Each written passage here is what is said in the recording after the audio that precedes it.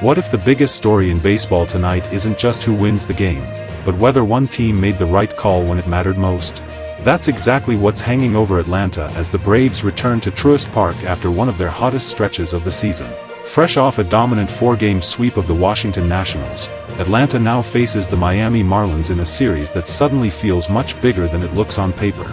And with the MLB Trade Deadline now behind them, every inning is about to be judged through a completely different lens. The Braves enter this matchup with momentum on their side, but they're also carrying the weight of expectations. Fans were hoping for a blockbuster move before the deadline, especially with questions surrounding the starting rotation. Instead, Atlanta's front office chose a more measured approach, adding depth rather than making the kind of splash many expected. President of Baseball Operations Alex Anthopoulos insists the Braves actually improved and believes protecting the organization's long-term future was just as important as chasing short-term headlines. Still, not everyone is convinced, and now the pressure shifts from the front office to the players on the field.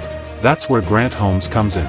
The right-hander gets the start for Atlanta, and this outing may say a lot about how much confidence the Braves truly have in their current rotation. Holmes has shown flashes of being a dependable starter this season, but he's also been searching for more consistency after a difficult recent performance. With roughly 50 games remaining in the regular season and the playoff race tightening, every quality start matters a little more than the last.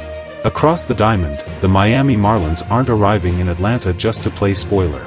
They're hanging around the National League wild card race, and every victory could dramatically change their postseason outlook. Ryan Gusto gets the ball for Miami, looking to rebound after some rough outings of his own.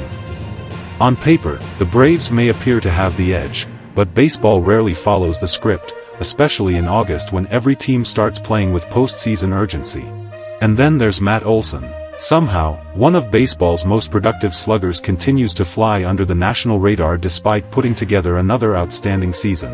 While bigger headlines have focused on trade rumors and blockbuster moves around the league, Olson has quietly continued delivering the kind of offensive production that can completely change a game with one swing. If Atlanta makes another deep postseason run, don't be surprised if people look back and realize Olson was carrying this lineup all along.